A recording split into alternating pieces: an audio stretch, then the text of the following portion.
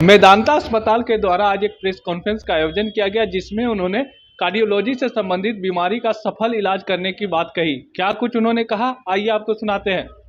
कोई दूसरा ऑप्शन नहीं है तो उसी में बिना चीरा लगाए वाल्व को चेंज करने का जो तरीका होता है उसे टाबी बोलते हैं, transcatheter aortic valve implantation.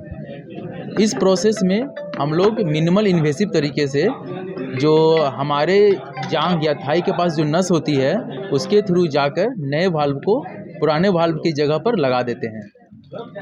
इस वाल्व को लगाने का बहुत इंडिकेशन भी होता है, जिसमें कि अगर किसी पेशेंट को सर्जिकल रिस्क बहुत हाई है, जैसे कि अगर किसी पेशेंट का दिल कमज़ोर हो चुका है, या अगर पेशेंट का कंटिन्यू सांस फूल रहा है, या पेशेंट बहुत एजेड है, तो उस केस में सर्जिकल जो प्रोसेस है उसको सहने की क्षमता बहुत कम हो जाती है। तो उस केस में हम लोग टैबी जो हम लोग मिनिमल इन्वेसिव के थ्रू वाल्व को हम लोग चेंज करते हैं। तो जिन महिला का हुआ था ऑपरेशन है, क्या उम्र होगी? उनकी उम्र 60 साल थी, लेकिन उनका दिल काफ़ी कमज़ोर हो चुका था। उनके जो हार्ट के काम करने की क्षमता थी वो सिर्फ 31% थी। तो इस ऑपरेशन में क्या बेहोश किया जाता है या एनेस्थीसिया? इस कंडीशन में हम लोग लोकल एनेस्थीसिया देकर काम करते हैं। इस वाल्व के प्रोसेस में हम लोगों ने जो खर्च दिया वो 16,50,000 खर्च हुआ है पेशेंट को। मरीज को जो प्रॉब्लम थी वो करीब 1 साल से थी और पेशेंट बहुत हॉस्पिटल में दिखला चुकी थी, फिर भी उसका प्रॉब्लम ठीक नहीं हो रहा था।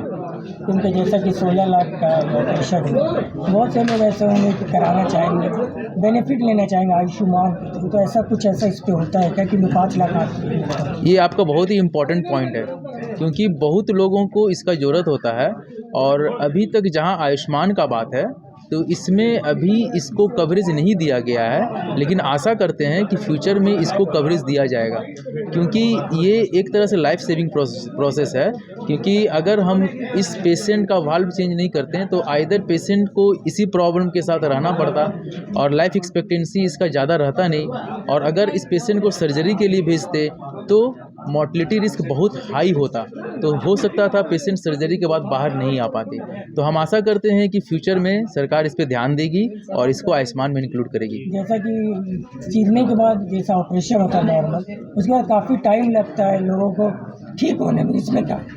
इसमें हम लोगों ने पेशेंट को सिर्फ 4 दिन रखा और 4 दिन के बाद पेशेंट को डिस्चार्ज कर दिया। एक्चुअली इसमें कोई एनेस्थीसिया, कोई चीरा की ज़रूरत नहीं होता है। तो आफ्टर प्रोसेस जैसे ही हम लोगों ने टैबी वाल्व इम्प्लांट किया, आफ्टर प्रोसेस पेशेंट रिकवरी कर जाते हैं और नेक्स्ट डे से हम लोग पेशेंट को एम्बुलेट मतलब ये वार्ड में ही चलाना शुरू कर देते हैं और पेशेंट को अच्छा फील होता है। बट हम दिक्कतें क्या आ रही थी मरीज को, जैसे बैठने में, चलने में? क्या मरीज को जो प्रॉब्लम था, सबसे बड़ा प्रॉब्लम था सांस फूलने की तकलीफ थी। रात में सोने में भी सांस फूलती थी, उसका पैर फूल जा रहा था, वो कोई काम नहीं कर पा रही थी, बहुत जल्दी थकान हो जाता था और घर में ही बैठे रहती थी। तो ये प्रॉब्लम हो रही थी।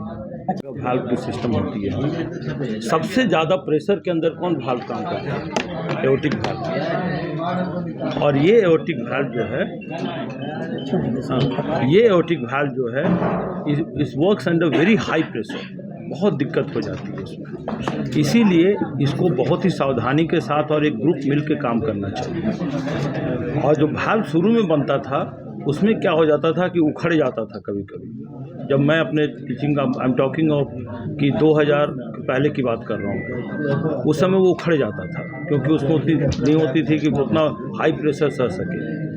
बाकी सब जगह वाल्व जो लगता माइट्रल में और पल्मोनरी वाल्व और कहीं भी और, तो वो सब में उतना ज़्यादा प्रॉब्लम नहीं होता। ठीक, थैंक यू सो